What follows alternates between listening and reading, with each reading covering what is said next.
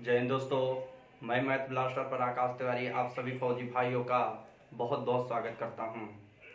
तो जैसा कि आप लोग सीरीज देख रहे हो, स्पेशल जो फौजी भाइयों के लिए मैं बना रहा हूं, तो वो अब इसी तरह रोज़ाना आपको वीडियो मिलती रहेगी संडे को छोड़कर।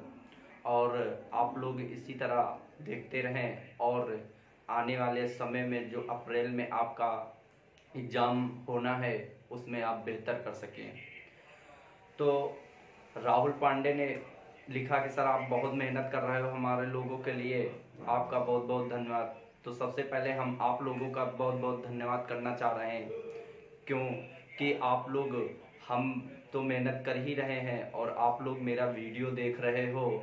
और इसे बस आपसे इतनी ही रिक्वेस्ट है कि आप मेरा वीडियो को देखने के साथ साथ अपने दोस्तों में शेयर करें। और मैं आपसे कुछ नहीं मांगना चाह रहा हूँ, बस आप लोग एक लाइक और सब्सक्राइब कर दें और शेयर भी करें।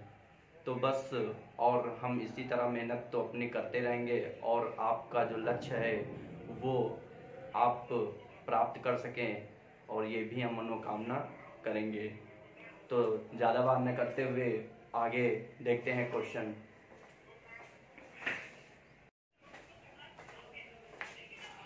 तो दोस्तों, पहला प्रश्न आपके वीडियो जो आप लोग देख रहे हैं, ये आप लोगों के जो प्रश्न दिए जा रहे हैं ये किसी न किसी सन में ये प्रश्न पूछे ही हुए हैं, तो इनको देखना है।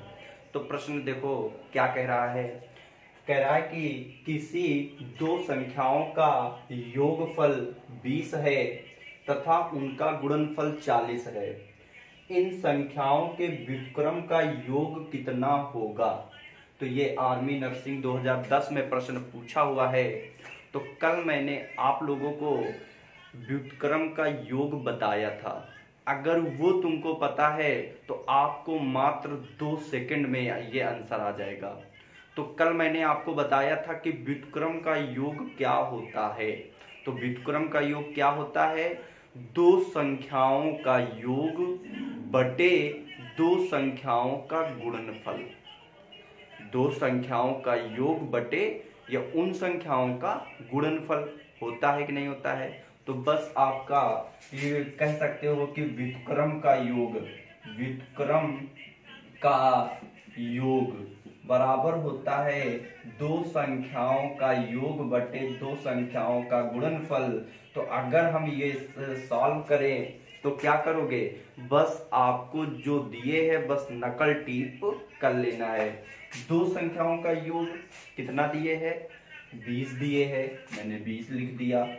फिर दो संख्याओं का नीचे है गुणनफल, तो गुणनफल कितना दिए, 40, मैंने 40 लिख दिया। तो आपका आंसर देखो 20 कम 20 और 20 दूना 40।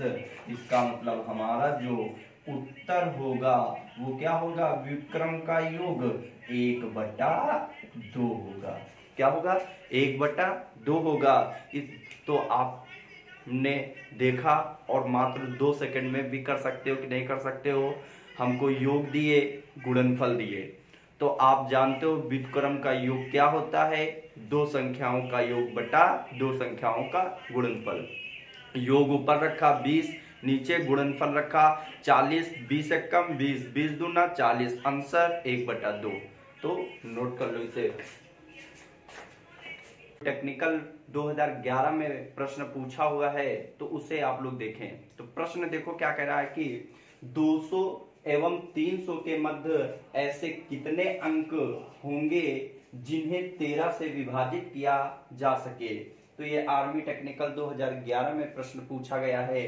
पहला ऑप्शन 10 है, 9 है, 8 है और 12 है। तो आप लोग इस वीडियो को रोकें और स्वयं करें। अगर ना आए फिर इसे वीडियो को पुनः चालू करें और उसे देखें। तो देखो कैसे इसको करोगे। तो यहाँ पर आपको दिए है 200 एवं 300। तो सबसे पहले जो हमको बड़ा अंक दिए हैं उसको हम 13 से भाग करेंगे, तो देखेंगे कि भागफल कितना आएगा। भागफल का मतलब कि कितनी बार पूर्ण रूप से काटा जा सकता है। तो इसका मतलब कि 13 से इसको काटेंगे तो यहाँ पर 13 दूना 26 हो जाएगा। और अब यहाँ बचेंगे कितना, तो आप जानते हो 4, तो 4 पर 0 40, तो 13 39, मतलब 23 बार पूर्ण रूप से कट जाएगा। अब उसके बाद हम 200 को 13 से डिवाइड करेंगे तो देखेंगे कितनी बार पूर्ण रूप से कटेगा। तो आप कहोगे 13 एकम 13 हो जाएगा। और यहाँ पर 7 70 हो गए और 13 25 65, मतलब 15 बार पूर्ण रूप से कटेगा। अब उसने कहा है कि ऐसे कितने अंक होंगे जिन्हें 13 से विभाजित किया जा सकता है। तो जो भागफल निकला है बस उसको हम घटा देंगे, हमारा उत्तर आ जाएगा। 23 में 15 जाएगा तो कितना बचेगा, 8 बचेगा। यही हमारा उत्तर हो जाएगा। यही हो जाएगा कि नहीं हो जाएगा, नोट कर लो इसे। अगला प्रश्न आपके बोर्ड पे है, क्या कह रहा है कि 1 से 100 तक प्राकृतिक संख्याओं का योग क्या है। तो ये आर्मी जीडी 2011 में प्रश्न पूछा हुआ है। तो मैं आपको वही प्रश्न करा रहा हूं जो प्रीवियस ईयर में पूछे गए हैं, और मैं आपको जो वादा लिया हूं 300 से 500 तक सीरीज कराने की, वो मैं पूरा करूंगा। तो बस आपसे यही निवेदन है कि आप लोग के लिए अगर मैं मेहनत कर रहा हूं तो आप लोग मेरे लिए भी एक छोटा सा काम कर सकते हो। इसे सिर्फ आपको शेयर करना है, और जो दोस्त आपका पढ़ाई कर रहा है और जो आगे करेगा उसको भी ये वीडियो देखने के लिए कहिए और उससे सब्सक्राइब कराइए। सब्सक्राइब कराने का उद्देश्य मेरा यही है कि मैं जल्द से मेरा जो ये चैनल है तो ये मोनेटाइज हो जाए, और उसके बाद जो मैंने सोचा है कि लाइव आकर पढ़ाने का, जो हर कोने में फौज की तैयारी करने वाले बच्चे हैं उनसे मैं कांटेक्ट कर सकूं, और उनको उनके जो डाउट हों वो मैं तुरंत सॉल्व कर सकूं। तो आपसे विनम्र निवेदन है कि एक छोटा सा मेरा काम करें, इसे शेयर करें और लाइक करें और सब्सक्राइब कराएं। तो क्योंकि मैं अपना काम, आप लोग देख ही रहे हो कि मैं अपना काम कर ही रहा हूं। आज 3 मंथ से हो गए और 3 मंथ में आपको लगातार मैं क्लासेस देता आ रहा हूं। तो आप लोग भी आपकी रिस्पॉन्सिबिलिटी है कि मेरा चैनल आप लोग दूसरे जगह शेयर करें और उनसे सब्सक्राइब कराएं दोस्तों से। तो देखो प्रश्न क्या कह रहा है कि 1 से 100 तक प्राकृतिक संख्याओं का योग है। तो आर्मी जीडी 2011 में प्रश्न पूछा गया है, तो ये कैसे करोगे। तो आप जानते हो कि n लगातार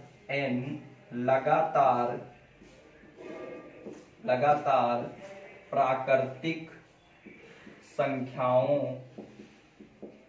का योग आप जानते हो क्या होता है, n ऑफ n प्लस 1/2। यही होता है कि नहीं होता है।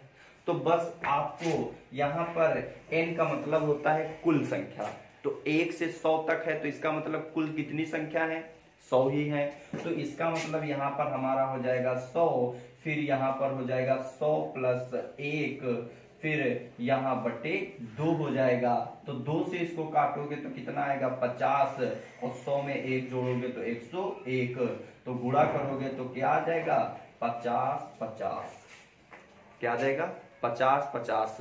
मैंने क्या किया कि n of n plus 1/2, n का मतलब कुल पदों की संख्या, 1 से 100 कह रहा मतलब 1 2 3 4 एंड डॉट डॉट 100। तो कुल पद कितने हुए 100, तो n का मान कितना आया 100 आया।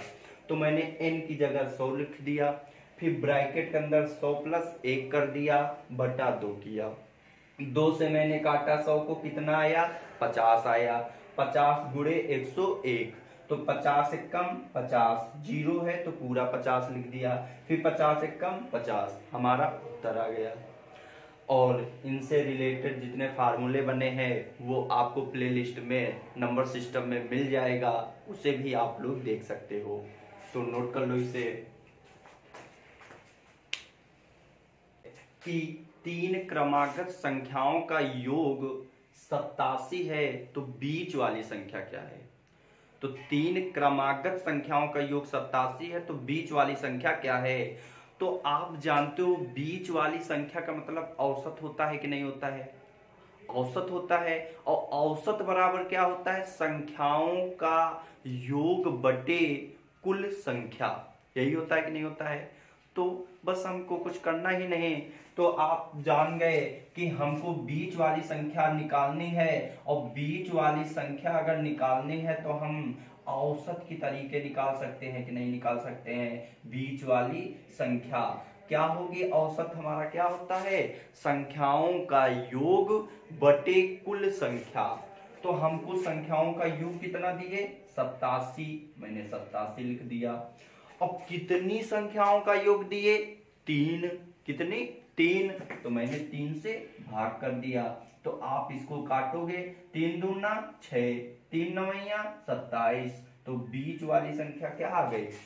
29 आ गई। कोई दिक्कत? 5/8 तथा 2/3 के मध्य की परिमेय संख्या ज्ञात करो। ये प्रश्न पूछा है। तो मध्य संख्या आपसे मध्य परिमेय संख्या पूछ रहा है।